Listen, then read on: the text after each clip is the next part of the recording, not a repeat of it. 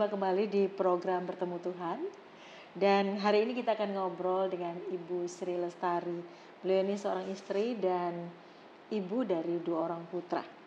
Kita akan dengar bagaimana sih perjumpaan pribadi beliau dengan Tuhan dan bagaimana Tuhan mengubahkan hidupnya. Shalom Bu Sri. Shalom, shalom. Apa kabar? Puji Tuhan, luar biasa. Puji Tuhan, senang bisa ketemu Bu Sri ini. Lama gak ketemu ya? Lumayan ya. Lumayan ya. Bu Sri, Iya. mungkin pemirsa ingin tahu Bu Sri ini seperti apa sih masa kecilnya, lahir dan besar di mana gitu? Saya asal dari Tuban. Tuban, arek Iya. Tuban ya? Betul. Kalau Tuban namanya arek juga ya? Enggak. Apa namanya?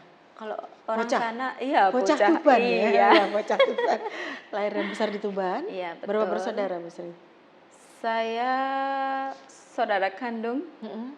ada 1 kakak, Satu kakak. tapi ada juga saudara sambung. Oh, ada saudara Karena sambung memang juga. saya lahir dari keluarga yang maksudnya broken home. Broken home. Iya, betul. Jadi ibu menikah lagi setelah perpisahan. Begitu pun juga bapak. Begitu. Oke, jadi ada adik-adik ya? Iya, ada adik 2 sama kakak yang dari bapak tiri bawa 2. Oh. Jadi kalau gabung semuanya 6. Banyak ya. Sekarang rame jadi keluarga besar ya? Iya, betul. Iya, iya. Gimana sih kehidupan seorang Sri kecil? Eh, Gimana ya ceritanya ya?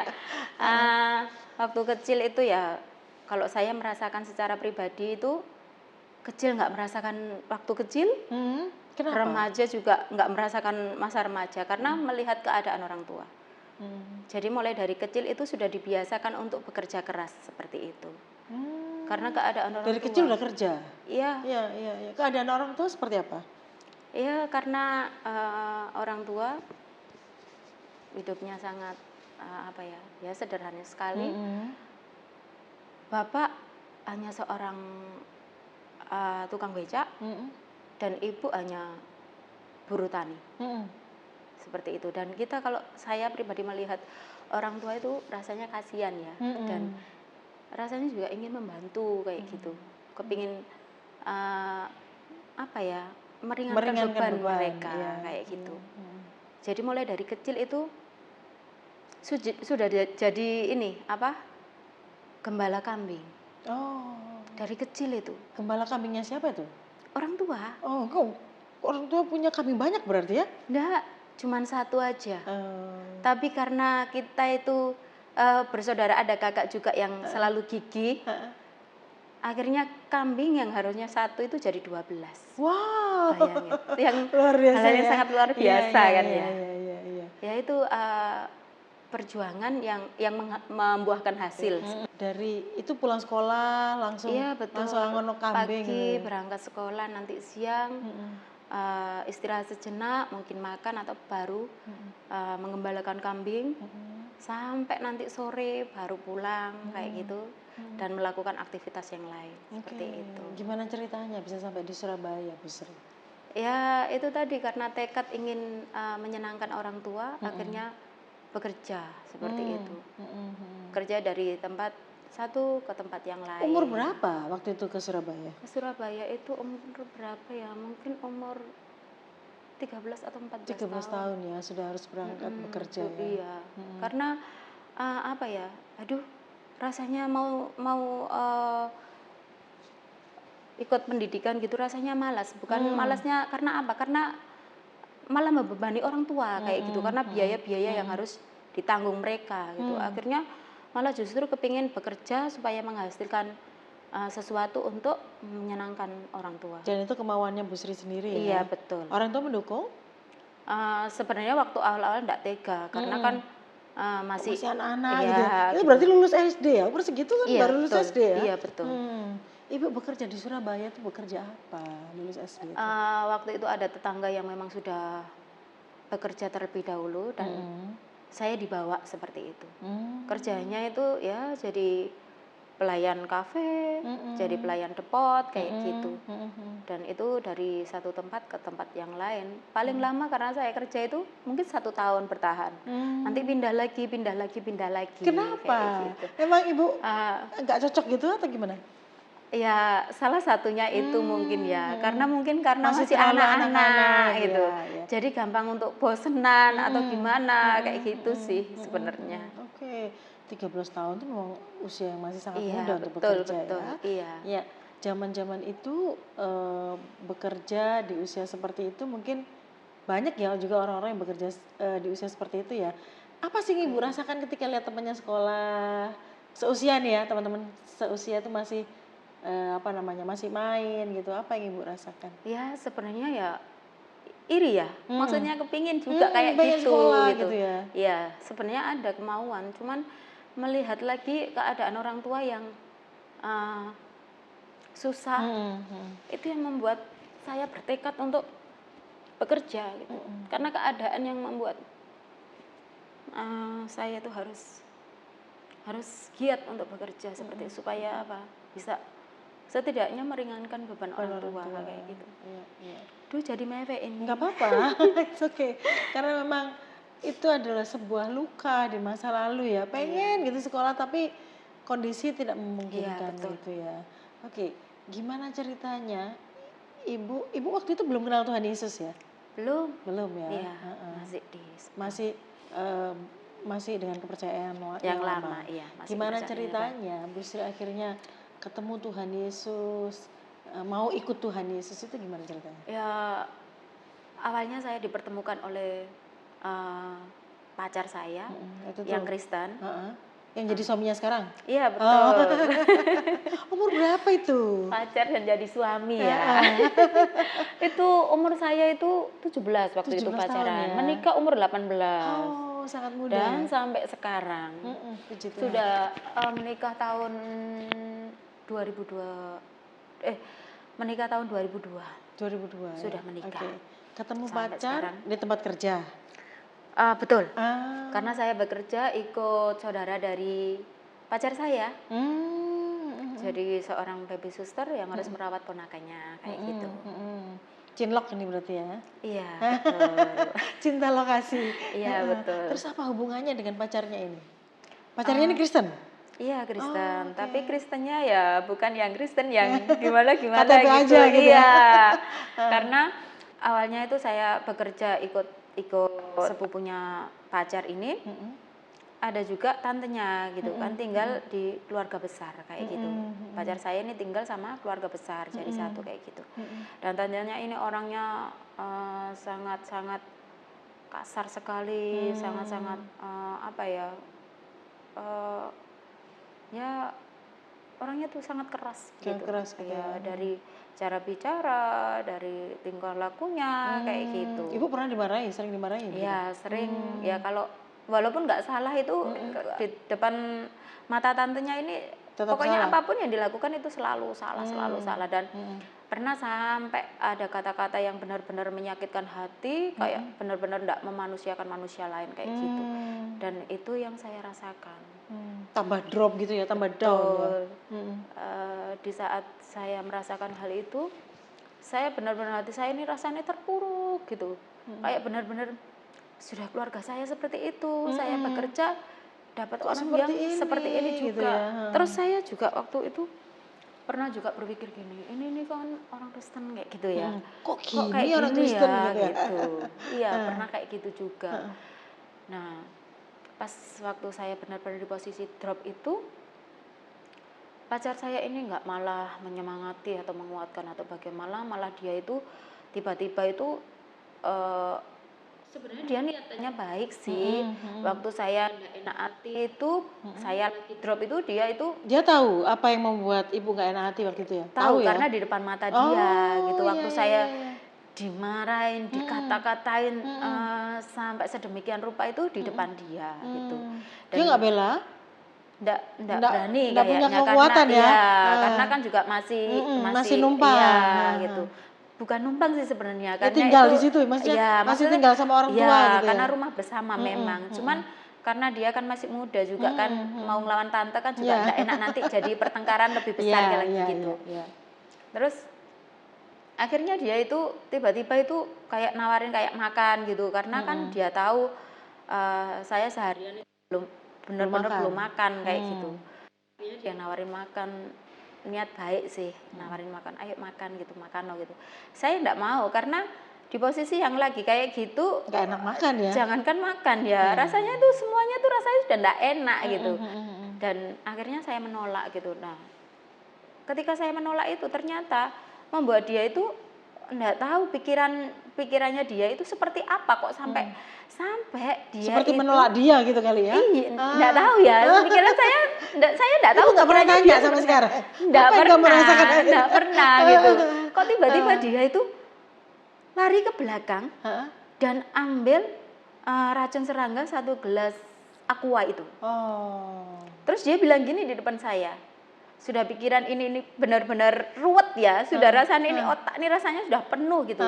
Tapi kok ini malah ngelakuin sesuatu yang aduh gitu ya, aneh gitu. Terus dia ini bilang gini, yang kamu nggak cinta tak sama aku, kamu nggak sayang tak sama aku, kenapa kamu disuruh makan kok nggak mau, nanti kalau kamu sakit gimana gitu. Sudah ndak usah, kamu ndak usah mikirin aku makan atau enggak, nanti kalau aku lapar aku makan. Saya bilang gitu. Akhirnya oh berarti kamu ndak sayang ya, berarti kamu ndak cinta ya sama aku. Ya udah, tiba-tiba racun serangga yang ada di tangan dia itu mau ditenggak begitu. Nah saya langsung tiba-tiba pikiran saya yang jalan ini kayak apa ya, nanti kalau sampai racun ini dia minum, waduh urusannya panjang ini. Panjang lebih rumit lagi, nanti saya yang harus bertanggung jawab atas semuanya ini.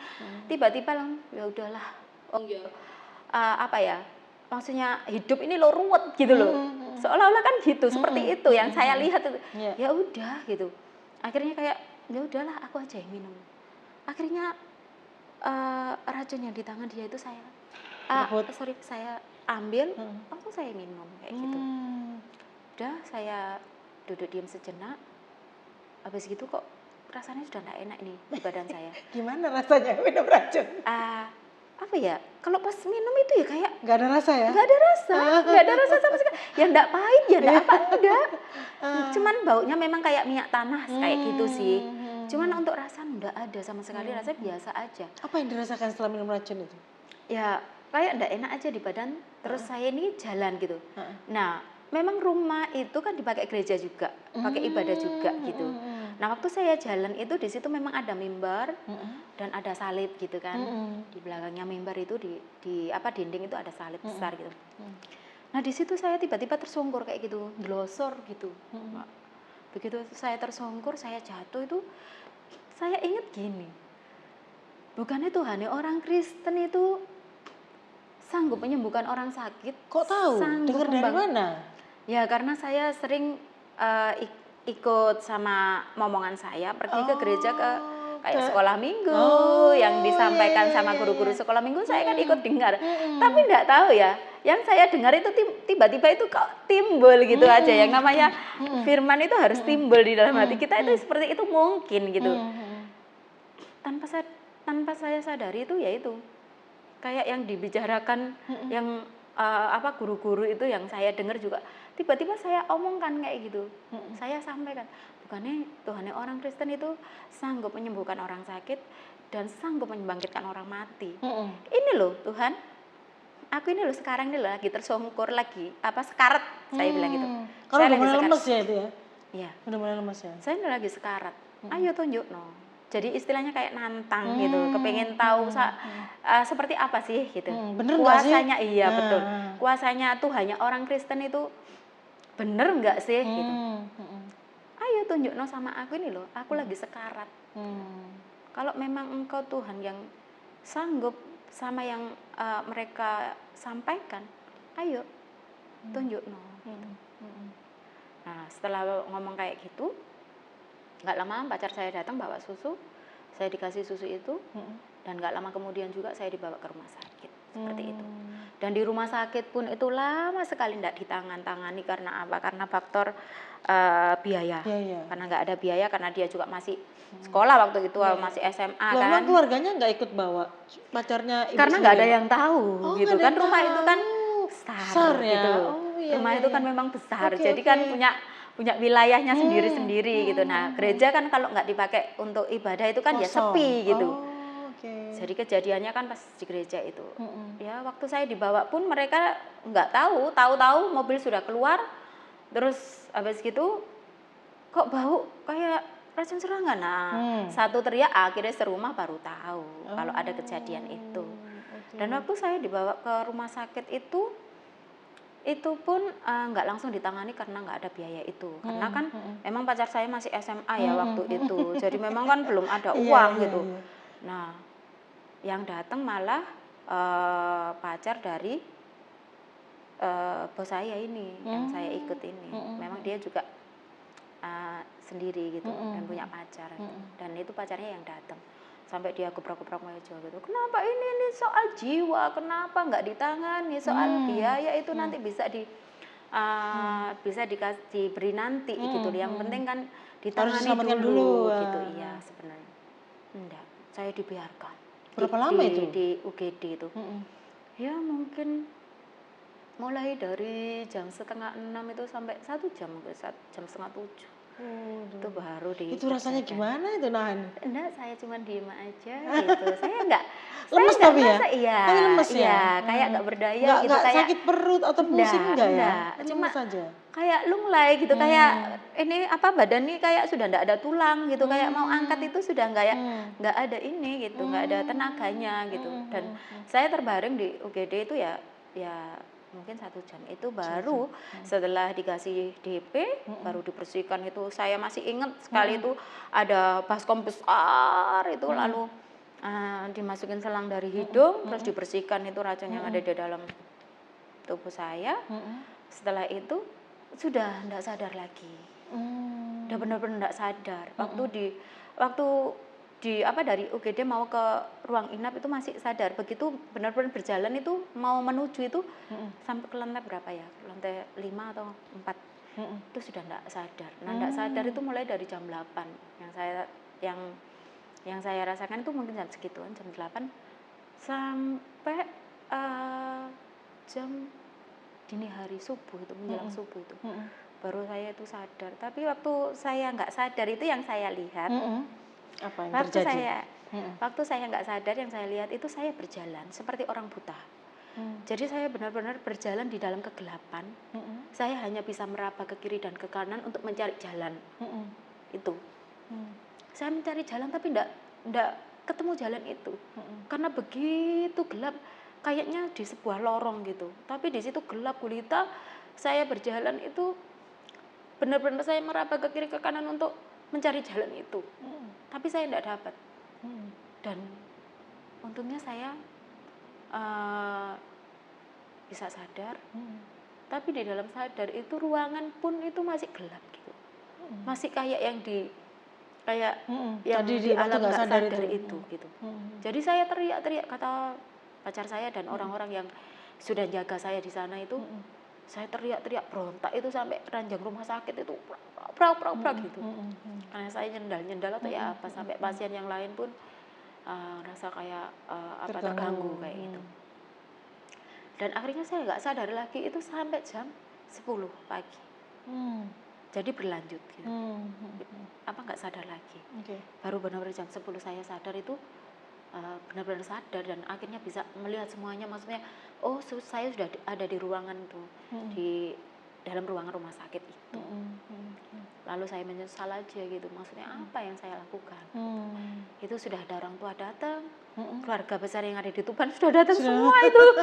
Sudah keliling ibu saya, sudah cium-cium saya. Sudah datang, sudah nyiumin saya, sudah tanya, pokoknya tanya yang aneh-aneh gitu. Maksudnya apa yang kamu lakukan gitu, apa yang kamu lakukan kok sampai kamu melakukan hal itu kayak gitu. Saya cuma bisa diem dan nangis terus sampai akhirnya di rumah sakit itu 3 hari opname baru boleh pulang kayak gitu. Setelah pulang ya saya langsung pulang ke Tuban kayak gitu. Dan saya sempat pisah sama pacar saya ini. Selama beberapa bulan sudah tidak ketemuan lagi. Dan saya juga ingat gini, ya tante yang jahat ini, dia juga sebenarnya soal apa ya, keyakinan ini dia itu kayak orang itu lurus gitu, jadi orang strength gitu. Dia ingatkan juga gitu, kalau mau cari jodoh apa gitu, bawa dalam doa gitu. Kalau memang dia tulang rusukku, memang pendamping hidupku, ya Tuhan punya cara gitu untuk mempersatukan kayak gitu. Pernah ngasih istilahnya tuh ngasih nasihat kayak gitu gitu. Itu pokoknya yang baik-baik yang saya ambil. Dan waktu saya pisah, saya balik lagi. Terus habis itu ya sudah, kalau memang sudah enggak jodoh ya enggak apa-apa gitu kan. Terus ternyata pacar saya cari-cari sampai ke Tuban, dicari sampai kemana-mana. Saya udah kerja, balik lagi ke Surabaya, udah kerja lagi nih, carilah kemana, akhirnya sampai ketemu lagi akhirnya. Dan setelah ketemu, justru malah bapak mertua saya, calon bapak mertua saya yang sangat-sangat sayang. Jadi dia yang negesin, udah nikah aja gitu. Akhirnya ya orang tua saya, ya udah gitu. Terus akhirnya nikah pun itu masih secara berbeda ya ikut masih saya. Ya. Oke. Justru pacar ikut saya gitu. Setelah ikut saya, setelah menikah. Umur berapa berarti menikah? Umur 18 tahun ya. Yang 18 suami tahun. juga baru lulus SMA atau dia sudah umur 24 mungkin, karena kan ya lahirannya kan 80. Iya, lebih masih beda 5 tahun kan. Beda 5 tahun. Ya, jadi dia 23 atau 24 kayak gitu. Akhirnya menikahlah secara itu. Tinggallah di Tuban. Tinggal di Tuban? Iya, tinggal di Tuban sama mama, sama ibu gitu. Sampai beberapa bulan aja, tapi sama papa mertua udah tinggal aja di Surabaya gitu. Akhirnya waktu di Surabaya, orang tua suami menyetujui. Orang tua suami, yang papa justru seneng banget, yang papa mertua. Tapi yang mama yang enggak mau. Karena kan menikah dengan keyakinan yang berbeda ya waktu itu. Iya. Yang mama mertua yang enggak mau, yang enggak setuju, sampai enggak datang juga di pernikahan kita gitu. Justru papa aja. Nah, setelah menikah beberapa bulan tinggal di Tuban, dibawalah ke Surabaya. Setelah itu dibawa ke Surabaya, tinggallah di Surabaya. Nah, waktu di Surabaya itu baru lebih dalam lagi kenal sama Tuhan. Gimana caranya? Padahal itu kan saya ya masih belum kenal Tuhan Yesus ya. Masih belum kenal Tuhan Yesus, cuman ya tante ini yang tadinya yang tadinya keras gitu yang keras banget itu yang bawa saya, yang selalu bawa saya ke gereja. Setiap kali dia ada pelayanan kemana-kemana, saya yang dibawa kayak gitu. Dibawa, malah suami saya yang memang awalnya kan hanya Kristennya kan Kristen KTP aja gitu, yang maksudnya sama Tuhan itu enggak seberapa inilah ya. Justru yang tante ini gitu. Nah, waktu saya dibawa sama tante ke gereja itu, disitulah perjumpaan saya dengan Tuhan. Apa yang terjadi ketika ibu dibawa ke waktu gereja? Saya dibawa ke gereja sama tante itu, waktu dengar pujian aja, pujian. Masih ingat pujian rohani. Apa itu? Kados. Iya. Pujian itu boleh nyanyi dikit, Bu? Duh, suara saya. Kados, yang gitu ya? Kados, Adonai, Elohim, Servao. Itu apa yang Ibu rasakan ketika dengar pujian itu? Itu baru intro musiknya aja. Dari ujung rambut saya sampai ke ujung kuku saya, itu rasanya benar-benar kayak beroleh damai, sejahtera yang tidak pernah saya rasakan selama saya hidup. Itu yang saya dapat. Sampai saya bilang gini, loh ini apa sih gitu? Ini apa ya? Ini apa? Dalam hati saya tuh gitu. Di dalam hati saya tuh gitu. Ini apa ya gitu? kok saya nggak pernah merasakan hal yang seperti ini gitu. Ini apa gitu. Sampai pujian itu terus mengalir itu. Namanya bulu kuduk saya itu, merinding. Yang seperti apa saya sampai nggak bisa menggambarkan. Benar-benar yang damai itu. Memang nggak pernah saya rasakan, baru waktu itu. Dan setelah itu, kalau saya diajak sama tante justru ke gereja itu harusnya kan saya bisa nolak ya. Tapi enggak, hati ini rasanya enggak bisa nolak. Pengen gitu ya? Malah kayak kepingin gitu, kepingin kayak lebih lama gitu. Maunya tuh lebih lama aja kayak ibadah gitu. Kayak gitu. Di situ perjumpaan Ibu pertama kali ya? Pertama kali. Kapan Ibu memutuskan untuk terima Yesus sebagai Tuhan dan Juru Selamat? Dari pertama kali dengar itu? Berapa waktu? Mungkin hanya beberapa bulan aja. Mungkin hitungan 6 atau 8 bulan. Akhirnya Ibu bilang, saya mau ikut Yesus. Karena rasanya sudah beda lagi. Sudah kayak benar-benar beda gitu. Karena terus saya gini juga dapat ini. Kan kalau selama saya sembahyang yang kepercayaan lama, itu kan saya arti dari kayak suratul ngerti itu, gitu ya? itu kan kayak masih mempertanyakan jalan gitu. Ya Allah, tunjukkanlah jalan yang lurus. Nah saya dapat gitu, ketika saya baca Alkitab itu saya dapat, akulah jalan dan kebenaran dan hidup. Barang siapa akan datang kepadaku ya, ia harus melalui aku. Tidak ada jalan lain ya? Nggak ada jalan lain. Nah itu yang membuat saya semakin kuat lagi gitu, semakin penasaran lagi untuk mengenal Tuhan. Ibu baca Alkitab, ikut ibadah gitu betul. Ya? Itu nggak kaget itu suaminya? Iya, karena gini loh, kok orang ini malah ke gereja gitu. Suami sempat saya memenangkan jiwa suami kembali. Itu 6 tahun. 6 tahun? Jadi saya setelah menikah justru saya berjalan sendiri. Bersama Tuhan saja. Sampai saya tuh gini, saya enggak ada mentor, Mbak. Enggak ada mentor sama sekali. Jadi mentor saya ya hanya Tuhan. Melalui apa? Melalui kebenaran firman itu tadi yang saya baca di situ. Setiap kali ditanya, "Loh, Tuhan, loh, ikut Tuhan kok kayak gini?" Awal-awalnya gitu. Loh, ya apa sih ini? Enggak salah ta ini gitu. Ini enggak salah ta Tuhan gitu. Kok ikut Tuhan kok kayak gini? Di keluarga sendiri juga, serangan itu. Keluarga dari suami nih. Terus mulai kan, maksudnya mulai itu. Jadi goncangan kiri kanan.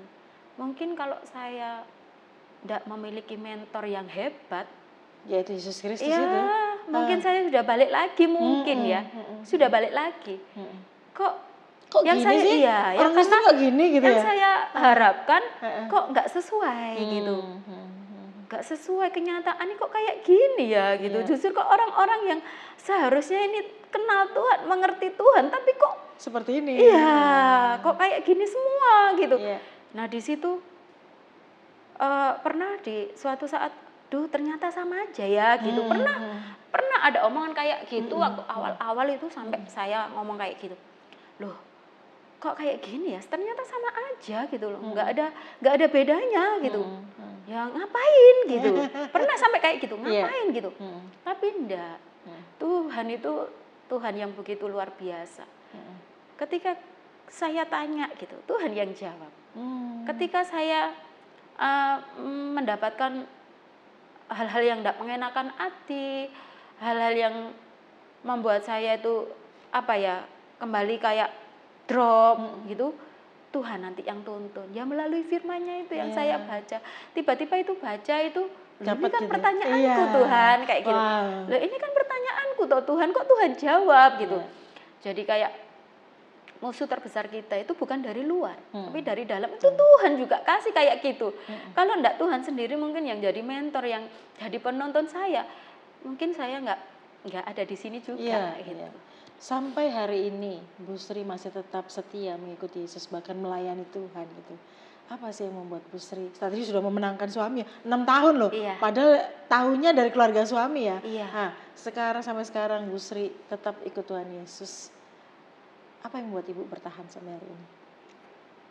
Ya, karena saya tahu bahwa semuanya ini adalah kesia-siaan. Tapi dalam mengiring Tuhan, itu sesuatu hal yang luar biasa. Amin. Karena hanya di dalam Tuhan saja ada keselamatan. Ya. Hanya di dalam Tuhan saja ada pertolongan. Hanya di dalam Tuhan saja itu kekuatan itu selalu dilimpahkan. Dan saya sadar kekuatan saya di dalam mengiring Tuhan itu tidak mudah. Tapi saya bisa kuat sampai hari ini ya semua karena Tuhan Yesus. Itu. Puji Tuhan. 6 tahun itu pun, cerita dari 6 tahun saya pergumulan untuk memenangkan jiwa suami saya itu pertengkaran, selalu bertengkar. Itu hanya karena kita mau pergi ke gereja. Saya ajak suami saya ke gereja. Itu bisa bertengkar? Bertengkar, sampai saya pernah diturunkan di tengah jalan. Itu cuma gara-gara mau ibadah. Karena saya gini, waktu pertama kali itu kan maunya kan ya sama suami ibadah sama-sama. Kan tapi ternyata gitu ya? Iya, kok ini saya jalan sendiri gitu. Dan saya lihat orang-orang yang di gereja itu bersama keluarganya, bersama suami istrinya. Nah ini saya sendiri sampai saya lihat kiri kanan saya, loh ya apa sih Tuhan? Maksudnya Tuhan ini apa sih? Saya tuh sampai gitu. Setiap kali saya ajak suami saya, ayo Pak ke gereja. Enggak, aku sudah beda katanya, dia bilang gitu. Malah dia yang bilang, saya udah, maksudnya sudah enggak ikut Tuhan lagi. Enggak mau, gitu iya, dia bilang gitu. Dan pergumulan saya hanya mengandalkan lutut saya. Berdoa. Nah itu kuasa doa juga luar biasa. Saya selalu doa, saya minta sama Tuhan, Tuhan, segala sesuatu yang terjadi itu tidak ada yang kebetulan. Semua ada maksud dan rencana Tuhan. Dan saya yakin bahwa rencana Tuhan itu yang terbaik. Saya bilang gitu. Dan saya yakin kalau Tuhan memenangkan jiwa saya, menyelamatkan saya, Tuhan juga sanggup mengembalikan jiwa suami saya untuk diselamatkan kembali. Nah sekali waktu setelah 6 tahun itu baru dia tanya gini, yaitu nabi yang seberang itu seperti apa. Akhirnya saya harus menceritakan, harus memberitahu. Dan ibu tahu tuh dari baca firman Tuhan itu ya? Iya. Akhirnya dari situ suami saya, oh ternyata gitu. Nah dari situ baru dia mau menginjakkan kaki kembali ke gereja. Dan sampai sekarang malah kalau saya pelayanan gitu kemana, paling giat gitu. Ayo, paling giat, iya, paling giat untuk mengantar gitu. Gitu ya. Paling giat untuk mengantar, ayo minta anterin, ayo gitu, tak anter gitu, iya.